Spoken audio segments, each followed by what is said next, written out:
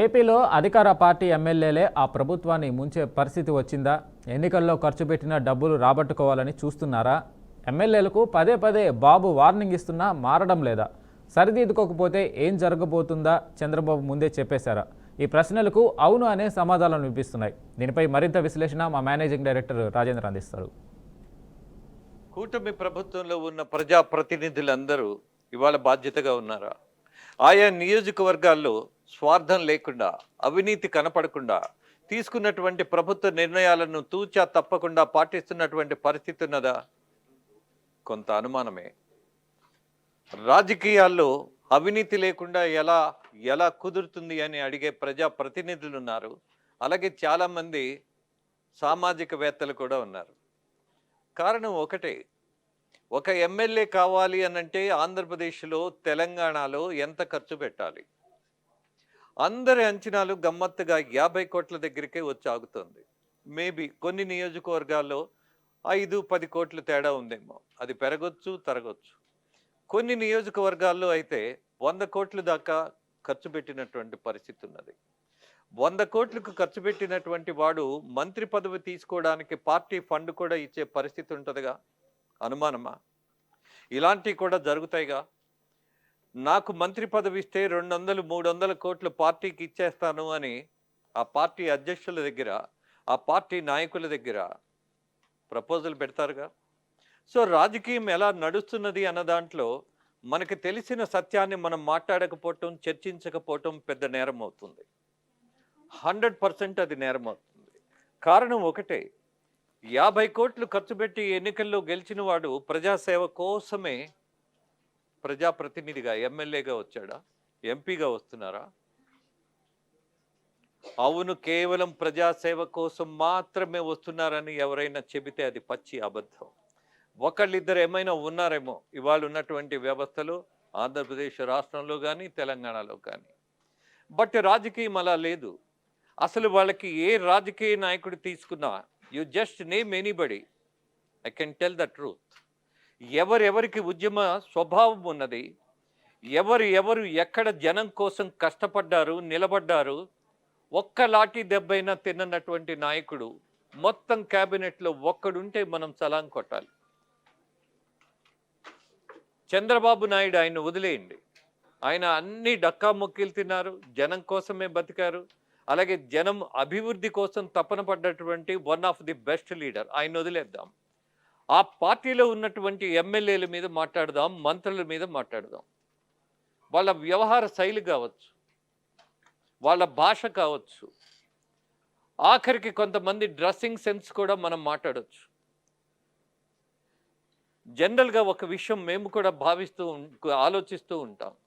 ప్రజా సమస్యల గురించి మాట్లాడుతున్న మేము రిచ్నెస్ పేరుతో స్టూడియోలో కూర్చొని బ్లేజర్స్ వేసుకొని చర్చించటం ఇది సమంజసమేనా అనిపిస్తుంది. ఇఫ్ ఐఎమ్ నాట్ రాంగ్, ఇది నా వ్యక్తిగత అభిప్రాయమే. మిగతా వాళ్ళ మీద నాకు విమర్శ లేదు, కానీ నాకున్నటువంటి అభిప్రాయం మీద స్పష్టత ఉన్నది. ఎస్, ఒక రైతు గురించి మాట్లాడుతున్నప్పుడు మనం జోవియల్గా మాట్లాడకూడదు, సీరియస్గా మాట్లాడాలి. ఒక మంత్రిని మనం ప్రశ్నిస్తున్నప్పుడు సమాచారాన్ని రాబడుతున్నటువంటి ఒక పరిశోధకుడుగా కనపడాలి. రిచ్గా కోట్ వేసుకొని ఏదో సరదాగా ఫ్రెండ్తో మాట్లాడినట్టు కాదు, ఒక జర్నలిస్ట్గా మాట్లాడినట్టు ఉండాలి. అలాగే ఇక్కడ రాజకీయానికి వచ్చేసరికి 100% ప్రజాప్రతినిధులు అనేవాళ్ళు అక్కడ ఉన్నటువంటి సమస్యల మీద జనంతో కలిసి కూర్చొని, అది రచ్చబండ అవ్వచ్చు, లేదా ఒక సభ అవ్వచ్చు, ఒక సమావేశం అవ్వచ్చు, ప్రజల దగ్గర నుంచి ఏమైనా వాళ్ళకున్నటువంటి ప్రాబ్లమ్స్ని ఇన్వైట్ చేసి వింటున్నారా? ఎక్కడైనా జరిగిందా? ఎవరో 5-6 ఉన్నారు అలా కలవటం, వినటం. కానీ బహానా వద్దు ఇక్కడ. మీరు ప్రజా సేవకులు మాత్రమే, ప్రజల మీద పెత్తనం చేయటానికి కాదు ప్రజాప్రతినిధులుగా అయింది. కానీ రియలిస్టిక్గా వచ్చేసరికి ఇక్కడ ఏమవుతోందంటే, మేము మీ ఓటు కొన్నాం కాబట్టి, మీరు మాకు అమ్ముడుపోయారు కాబట్టి మీకు మేమేం జవాబుదారీ? వీఆర్ వెరీ సారీ అంటున్నారు చాలామంది ప్రజాప్రతినిధులు. అసలు జనమే కరప్ట్ అయిపోయారండి, మీరు ఎందుకు గొంతు చించుకుంటున్నారు? ఇది కూడా అడుగుతున్నారు మమ్మల్ని. ఎస్, 2 ఆలోచించవలసినయే. ఇవాళ ఆంధ్రప్రదేశ్ రాజకీయాల్లో కూటమి ప్రభుత్వంలో ఉన్నటువంటి టీడీపీ, ముఖ్యంగా టీడీపీకి సంబంధించినటువంటి ప్రజాప్రతినిధులు ఎవరైతే ఉన్నారో బాబు గారికి తలనొప్పులు తీసుకొచ్చేటటువంటి కార్యక్రమాలు కొంతమంది చేస్తున్నారు అన్న దాంట్లో మాత్రం సందేహం లేదు. ఆయన చెప్తున్నదేమిటి, ఆయన చేస్తున్నదేమిటి, ఆయన గంటల కొద్దీ నిద్రాహారాలు కూడా సమ్‌టైమ్ మానేసి పనిచేసేటటువంటి తత్వంలో ఉన్నటువంటి 75 ఏళ్ల యువకుడుగా ఆయన్ని భావిస్తాం.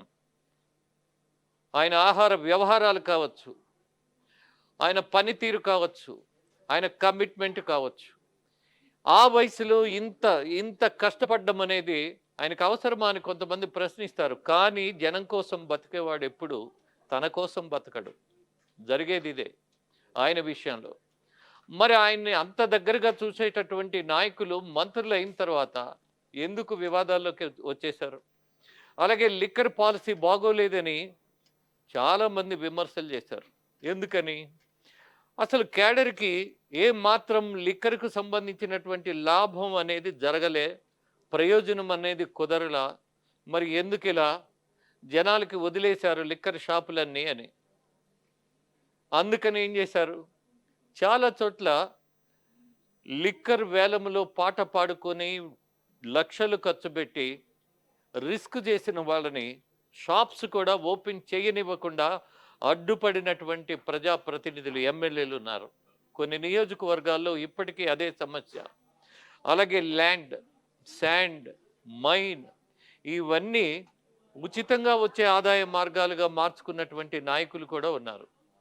గతంలో మరి ఘోరంగా జరిగిందని మాట్లాడుతున్నటువంటి పరిస్థితులు ఇవాళ అంతంత మాత్రమే జరుగుతోంది, అసలు జరగట్లేదని ఎవరు అనట్లా, జరుగుతుందని మాత్రం ఒప్పుకుంటున్నారు.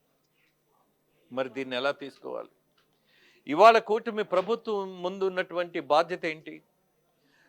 అటు పవన్ కళ్యాణ్ కానీ, ఇటు చంద్రబాబు నాయుడు కానీ, అలాగే బీజేపీ కేంద్రం ఇస్తున్నటువంటి మద్దతు కానీ ఇవన్నీ దేనికోసం?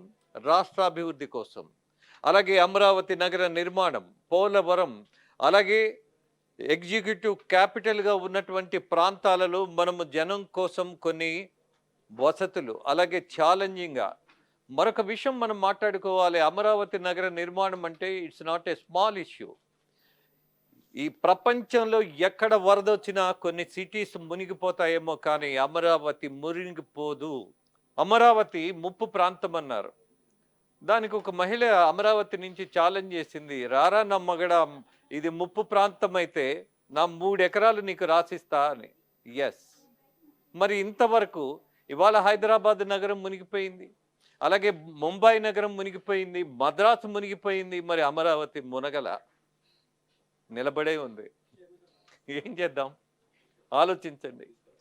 జనం పిచ్చోళ్ళు అనుకొని రాజకీయ నాయకులు మాట్లాడితే మాత్రం వీపు పగలగొట్టాల్సిన పరిస్థితి. జనమే నిలబడాలి, ఆలోచించాలి. అందుకే ఇవాళ ఏ పార్టీకి సంబంధించిన ప్రజాప్రతినిధులైనా సరే ఎక్కడెక్కడ అవినీతికి పాల్పడుతుంటే my humble request is that, మేము ఒక వాట్సాప్ నంబర్ ఇస్తాం మీకు. ఆ నంబర్కి మీరు మీకున్నటువంటి సమస్యలను పంపించండి, వివరాలను తెలియజేయండి. బట్ మీ గురించి ఎక్కడా బయటికి చెప్పే పరిస్థితి ఉండదు. ఆ గోప్యత మా బాధ్యత. ఇదే రాజకీయం కావాలని మనం కోరుకుంటున్నాం. కాబట్టి మీరు మాతో కలిసి నడుస్తారని భావిస్తున్నా.